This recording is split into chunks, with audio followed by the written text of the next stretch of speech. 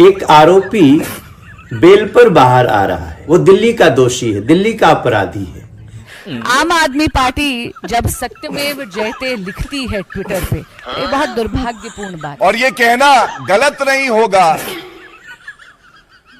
Jail वाला CM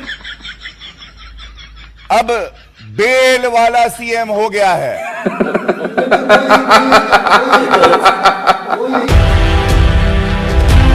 Delhi के मुख्यमंत्री और आम आदमी पार्टी के मुखिया अरविंद केजरीवाल को सुप्रीम कोर्ट से मिली जमानत की खबर ने बीजेपी को कितना भीतर घात कष्ट दिया है, इस बात का अंदाजा भाजपा नेताओं की बौखलाहट से ही लगाया जा सकता है। और बौखलाहट हो भी क्यों ना, chief justice of India DY Chandrachud से मोदी की मुलाकात के रात भर बाद ही भाजपा पर ये गाज टूट पड़ी है, तो बीजेपी में डर का माहौल जायज है। सीजेआई से मोदी की सेटिंग वाली खबर पर अब कहा जा सकता है कि शायद मोदी जी की बात नहीं बनी और मोदी की सीजेआई से मुलाकात के ठीक दूसरे ही दिन अरविंद केजरीवाल को माननीय उच्चतम न्यायालय ने सीमित शर्तों के साथ जमानत दे दी है। इस खबर ने आम आदमी पार्टी को जितना खुश किया है, बीजेपी को उससे कई गुना ज्यादा दर्द देती हुई ये खबर दिखाई दे रही है।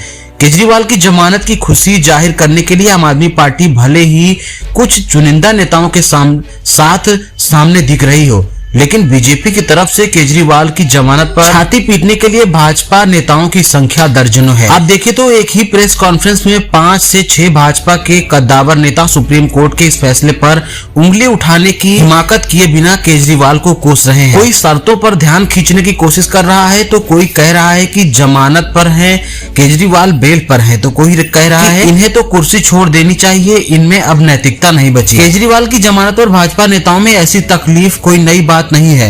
औरों की खुशियों में अपने को जलाने की फितरत दशकों से बीजेपी में चली आ रही है। बीजेपी नेताओं का कहना है कि अरविंद केजरीवाल मुख्यमंत्री के तौर पर कार्य नहीं कर सकते और माननीय उच्चतम न्यायालय ने अरविंद केजरीवाल की इस गिरफ्तारी को कानूनी ठहराया है, सही ठहराया है। जबकि दोस्तों वकील का कहना है कि न्यायालय ने अरविंद केजरीवाल की गिरफ्तारी को गैर कानूनी भी कहा है। ये गिरफ्तारी पूरी तरह कानूनी नहीं थी, जबरिया थी, ऐसा कहना है माननीय उच्चतम न्यायालय के दूसरे जज का। As far as illegal arrest की बात है, उसके अंदर इलीगल अरेस्ट में जजेस के अंदर डिफरेंस है। जस्टिस सूर्यकांत ने कहा है कि अरेस्ट इलीगल नहीं है, जस्टिस भुवन ने कहा है कि अरेस्ट इलीगल है, कोई जरूरत नहीं थी, कोई आवश्यकता नहीं थी अरेस्ट करने की, क्योंकि उन्हें पीएमएलए में बेल मिल गई थी, इसलिए आपने मूव किया 2 साल बाद। और इस कारण उन्होंने, जस्टिस भुवन ने कहा है कि इनका अरेस्ट भी इलीगल था।